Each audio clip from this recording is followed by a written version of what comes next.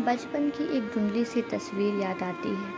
एक छोटा सा कमरा, खिड़की के पास रखी वो मेरी पुरानी टेबल और ढेरों रंग बिरंगी कॉपियाँ। जब भी कोई मुझसे पूछता कि बड़ी होकर क्या बनेगी तू, बड़ी होकर क्या बनोगी तुम, तो मेरे पास जवाबों का कोई कमी नहीं होती थी। कभी चित्रकार, कभी लेखक, तो कभी बस इतना कि मैं एक दिन अपनी ही गाड़ी से पूरी दुनिया घूमने जाऊंगी। तब घर का सदस्य मेरी इन बड़ी बड़ी बातों पर हंस देता था। तब घर का हर सदस्य मेरी बड़ी बड़ी बातों पर हंस देता था और मेरी हर छोटी मोटी जिद पूरी करती जाती थी और मेरी हर छोटी मोटी जिद पूरी करती जाती थी। मुझे लगता था कि ज़िंदगी हमेशा ऐसे ही रहेगी, खुली और बेफिक्र, नो टेंशन। लेकिन फिर ना जाने वक्त कब बीत गया, फिर ना जाने वक्त कब बीत गया। मैं धीरे धीरे बड़ी होने लगी और मेरे साथ साथ घर का माहौल भी बड़ा हुआ, बदलने लगा।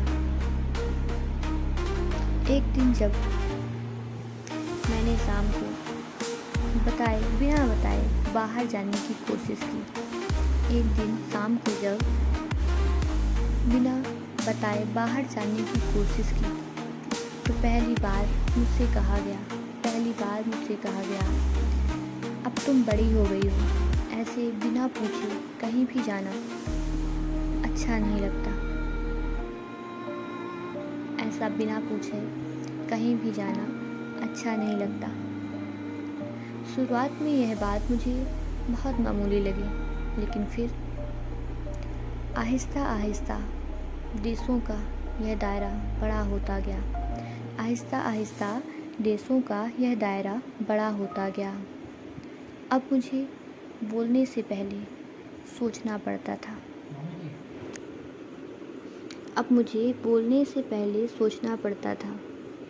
कपड़े पहनने से पहले ये देखना पड़ता था कि लोग क्या कहेंगे।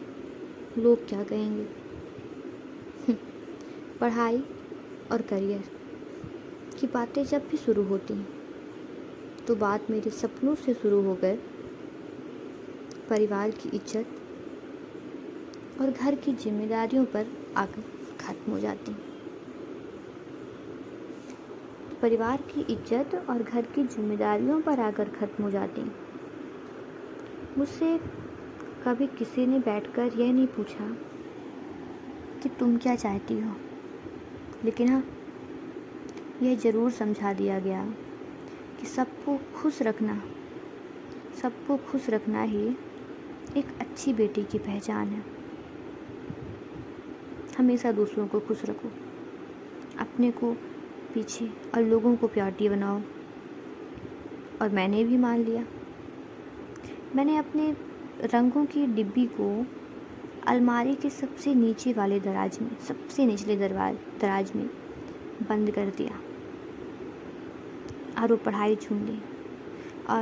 वो पढ़ाई चुन ली जो बस दूसरों को सही लगी, जो दूसरों ने कहा, जो दूसरों को ठीक लगी, और बस उसी को अपना सपना मान लिया। पता नहीं क्यों। और धीरे धीरे मैं इतनी समझदार हो गई कि सबको खुश रखना मेरी आदत बन गई। सबको खुश रखना,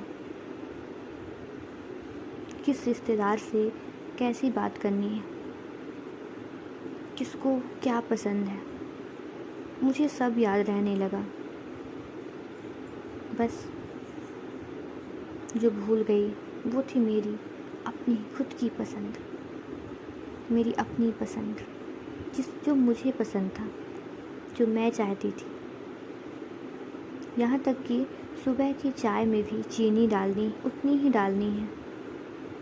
जितनी घर में सबको पसंद थी। कभी खुद के लिए कड़क चाय बनाने का ख्याल ही नहीं आया, कभी भी नहीं। और सब इसे मेरी समझदारी तो कहते कि बहुत सुलझी हुई लड़की है। लेकिन उसके पीछे जो एक भारी सी थकान थी, वो सिर्फ मैं जानती थी। जब भी मेरा दिल करता कि आज थोड़ा सा, बस थोड़ा सा, शायद 5 मिनट अपने लिए जी लूँ, तो अंदर से एक अजीब सा डर आता, कहीं सब मुझे स्वार्थी ना समझ बैठे, कहीं हर कोई मुझे सेल्फिश ना बोल बैठे। और एक दिन ऐसा आया जब मैंने अपने आप को आईने के सामने खड़ा किया। आईने के सामने खड़े होकर जब मैंने खुद को देखा, तो मुझे अपनी ही आंखों में वो पुरानी वाली बेफिक्र लड़की नज़र ही नहीं आई। और उस दिन मुझे समझ आया कि दूसरों की उम्मीदों पर खरा उतरते उतरते मैंने खुद को ही कहीं पीछे छोड़ दिया था। जिंदगी में अपनों का होना, उनका ध्यान रखना, उनका ख्याल रखना बहुत खूबसूरत बात है, बहुत। लेकिन क्या वाकई रिश्तों को सहेजने की जो कीमत है, जो रिश्ते हैं उनको सहेजने की कीमत में हम अपनी हर ख्वाहिशों का गला घोट देना ही होता है?